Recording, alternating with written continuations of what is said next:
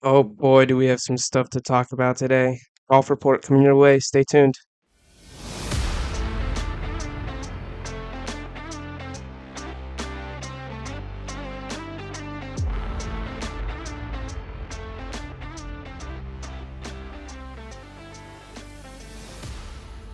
What's going on, guys? Welcome to the Golf Report. It is your host, Logan LaRue.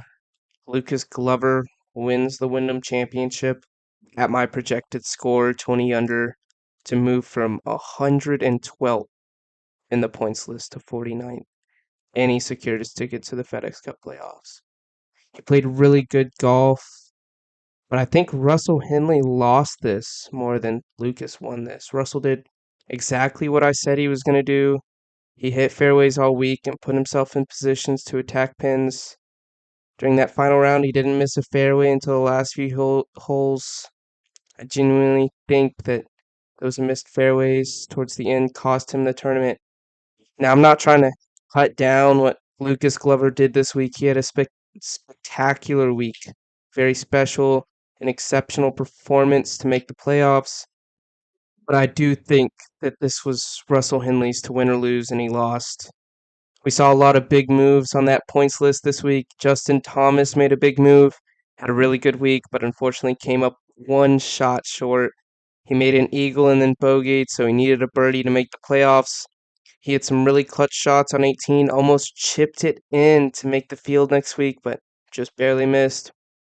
This is the first time in his professional career that he hasn't made the playoffs. He will be missed. Somebody that I am looking forward to seeing this week is Tom Kim. He told the tour on Sunday that it was full speed ahead for the FedEx Cup playoffs after recovering from an ankle injury he sustained at the Open. Let's talk about what we can expect from these guys during this week and the next couple of weeks. I see a lot of big moves in the points list coming. I don't think anybody is safe where they are. Jon Rahm, Scotty Scheffler, and Rory McIlroy are sitting pretty comfortably at the top three, but no amount of lead is that comfortable in the playoffs. You have a lot of players that have played really good golf in the beginning of the season, but have since struggled and risk getting knocked out of their position. I'm talking to you, Frisco. I'm talking to you, Tony Finau. But Logan, Tony just got a T7. Yeah, that's his first top 10 since his win in April. I love you, man, but it's playoff time, Tones. It ain't gonna cut it. You better step it up and step it up quickly if you want to contend in Atlanta. Who do I see making the biggest move in the points list for Eastlake? The biggest move up? Honestly, it's somebody that hasn't gotten the recognition he deserves. I'm talking about Mr. Gold medalist himself, Xander Schauffele. He's made all 17 of his cuts on tour this season. He has 4 top fives, including runner-up at the Wells Fargo Championship. Now the tough one, who's going to have the biggest move down in the points list? I have to go with Chris Kirk. He hasn't been doing much lately. He's been struggling, missing a lot of cuts, and it's hard to find your game in the playoffs. You just can't do that. Let's talk about this week specifically, the FedEx St. Jude Championship. It's time for those power rankings. The FedEx St. Jude Championship returns to TPC Southwind as the first round of the FedEx Cup Playoffs, and coming in at number 5, I have Ricky Fowler. He got his first win since 2019 at the Rocket Mortgage Classic, followed up with a top 25 at Hoylake. I also think the layout of Southwind suits him very well. Number 4, we just talked about him, Xander Schauffele. I just talked about him. He hasn't missed a cut. He played super amazing, consistent golf all year. Why would that stop now? Jon Rahm is number 3. He had a super fast start to 2023 and kept it going. He slowed down a bit, got into a bit of a slump for a minute, but quickly turned his game right back around. He'll definitely be in the mix this week. Number 2 is Scotty Scheffler. He's probably been the most consistent player all year, and I see him carrying that into the first week of playoffs and throughout the playoffs, honestly. And then number 1, this shouldn't come as a surprise to anybody who I'm taking here. It's Rory McIlroy. Playoff Rory is right up there with playoff Steph Curry and playoff Tom Brady. Honestly, probably better, to be honest. He got his third FedEx Cup last year, and he's right in the mix for another one this year. You can always count on him to play good this time of year. If he isn't in contention, I think that would be a shock to just about everybody. We've got the winning score at 18 under. Just about level par with how it's been the last few years, and I don't see that really changing much this year. Somebody to watch is Wyndham Clark. He won the US Open and he's playing the Ryder Cup in Rome. I can't wait to see how he performs in the playoffs. I'm going to move away from the PGA Tour for just a minute and come back to it because I want to talk about the Korn Ferry Tour and Women's Open, but we're going to come back to it because I have some stuff to say. Roger Sloan won the Utah Championship on the Korn Ferry Tour this week at 24 under. We thought there was going to be a playoff, but none was needed after Roger hit an absolutely clutch dart on 18 to set up a birdie to win. Pearson Coody, who was T6 this week, earned his tour card, so we'll be seeing him on the PGA Tour next year. Watch out for him. He's an exceptional player. I wouldn't be surprised if he makes some noise early next season.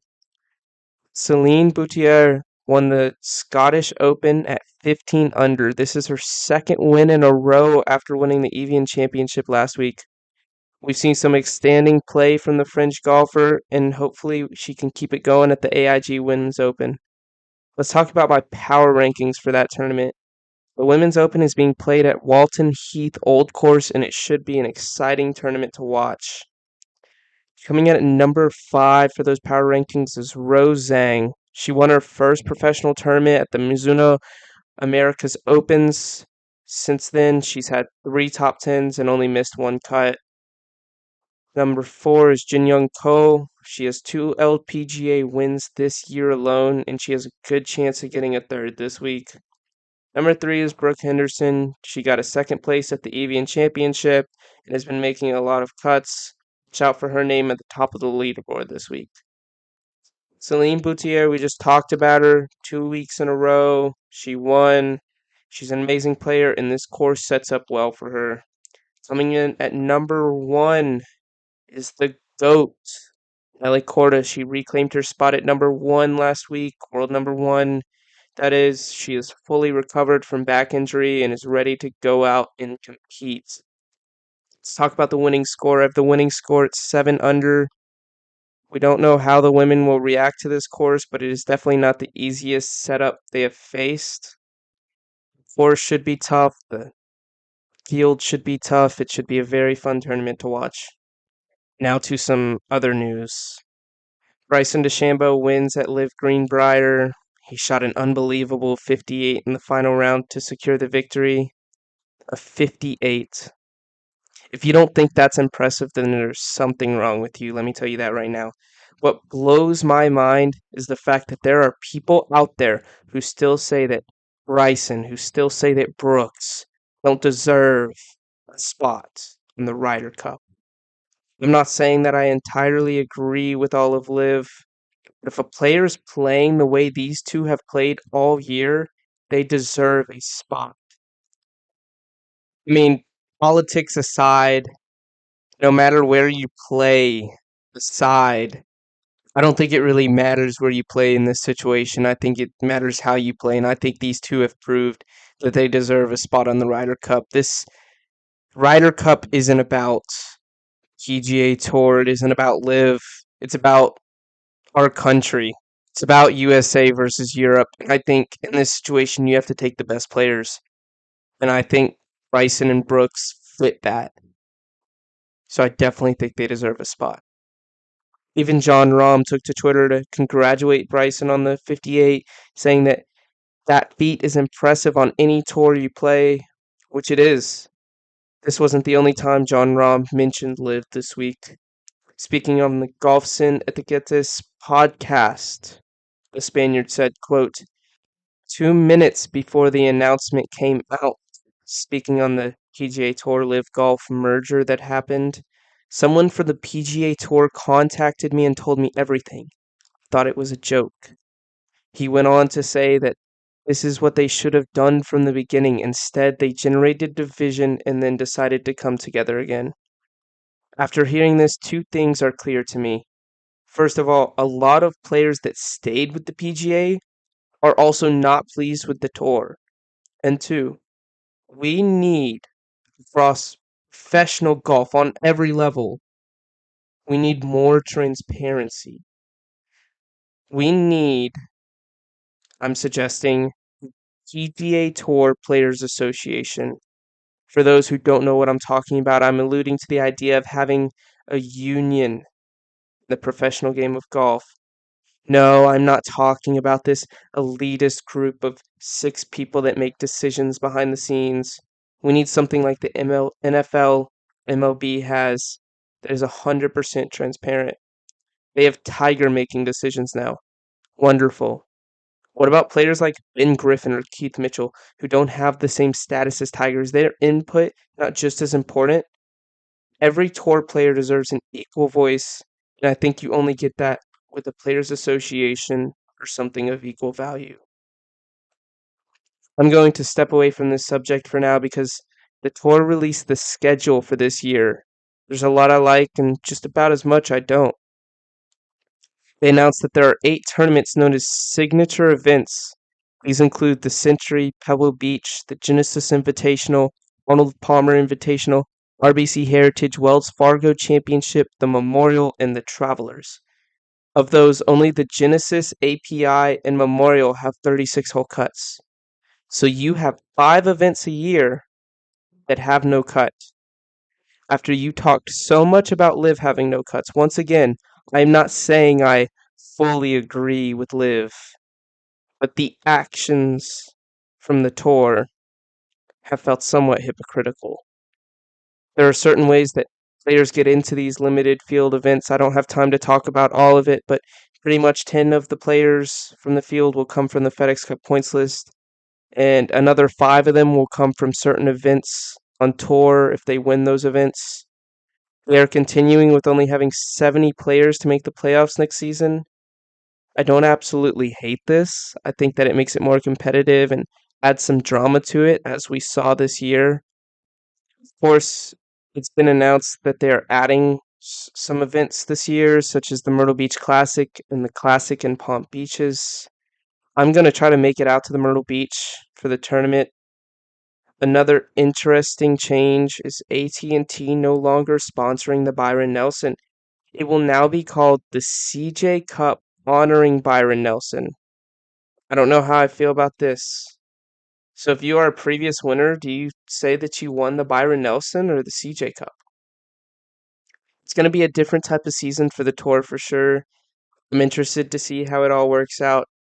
In some other news, Andy Pazder, a chief executive for the PGA Tour, has resigned. This is the second player this month to step away from the PGA Tour. The other was Randall Stevenson, part of the policy board. Tyler Dennis will assume all of Pazder's responsibilities. Andy Pazder was, of course, a key part of the merger between PGA Tour and Live Golf. He was also part of the PGA Tour Player Program Benefits Committee. So it will be interesting in the weeks and months ahead to see what other changes are made when it comes to PGA Tour executives. If you have any opinions on this, any questions or comments from today's show, feel free to DM me on Instagram. You can find us on Instagram, Twitter, YouTube, and TikTok at The Golf Rep. That's all I have for today. Thanks for listening. Please join me next week as we recap the FedEx St. Jude Championship and discuss the standings as we reach the end of the season.